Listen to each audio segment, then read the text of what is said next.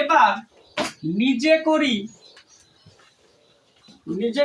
15.3 কি বলছে, কি আকারে করছে, লঘিষ্ঠ আকারে কি করি, প্রকাশ করি। কি আকারে প্রকাশ করি, লঘিষ্ঠ আকার। মানে এটা কি, অঙ্কটা বারকা দেওয়া আছে, মানে বড় আকারে দেওয়া আছে, সেটা কেটে কুটে কি করতে হবে, সব থেকে ছোট আকারে করতে হবে। আচ্ছা, এক দাগের কোশ্চেনটা দেখি।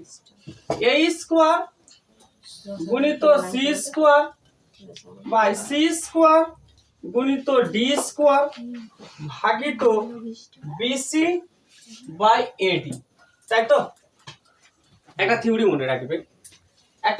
মনে রাখবে, যার আগে ভাগ আছে, কি আছে, যার আগে, খুব মন দিয়ে বোঝ, যার আগে কি আছে, ভাগ আছে, যার আগে কি আছে, যার আগে ভাগ আছে, তাকে কি কর, গুণ করে নে, হলো।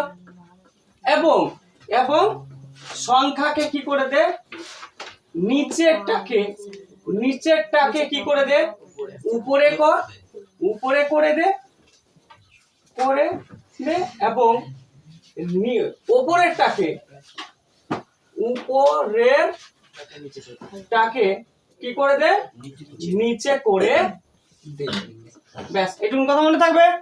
ব্যাস, খুব ভালো করে দেখ। তাহলে দেখ, a square c square d square হয়েছে।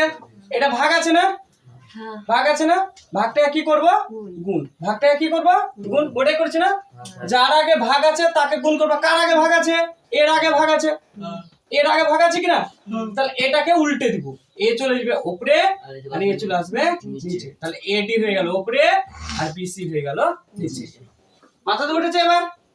আচ্ছা, দুটা সি কেটে গেল।